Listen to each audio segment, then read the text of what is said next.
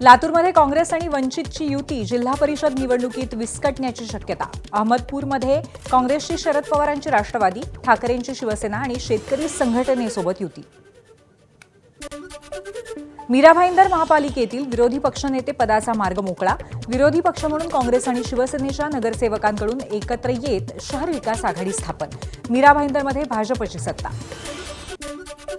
बीडमधल्या मयत जीएसटी अधिकारी सचिन जाधव यांच्या कुटुंबियांचा ग्रामीण पोलीस ठाण्यासमोर ठिय्या। सचिन आत्महत्या करू शकत नाहीत, पत्नी मयुरी जाधवर यांचा दावा।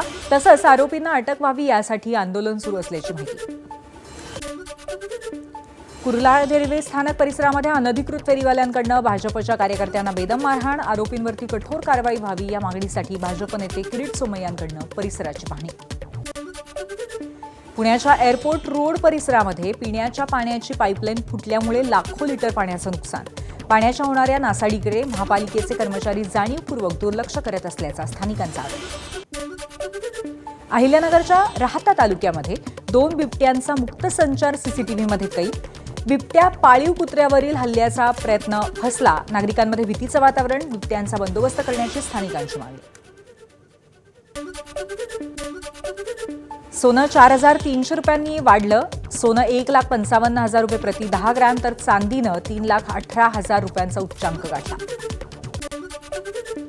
बुलढाणा जिल्ह्यातल्या मलकापूर, नांदुरा आणि शेगाव तालुक्यातील प्रत्येकी एका ग्रामपंचायतीला अभिनेत्री सोनाली कुलकर्णीनं दिली भेट। मुख्यमंत्री समृद्ध ग्राम अभियानाच्या ब्रँड अँबॅसेडर असल्यामुळे ग्रामपंचायतीने केलेल्या कामांची सोनालीकडनं पाहणी। उत्तराखंडमधल्या नैनितालमध्ये हंगामातील पहिली बर्फवृष्टी। हवामान विभागाकडनं 25 जानेवारीपर्यंत नैनितालमध्ये मुसळधार बर्फवृष्टीचा इशारा दिला होता। त्याआधीच बर्फवृष्टीनं शहराला पांढऱ्या चादरीने पांघरलंय। एबीपी माझा, उघडा डोळे बघा नीट।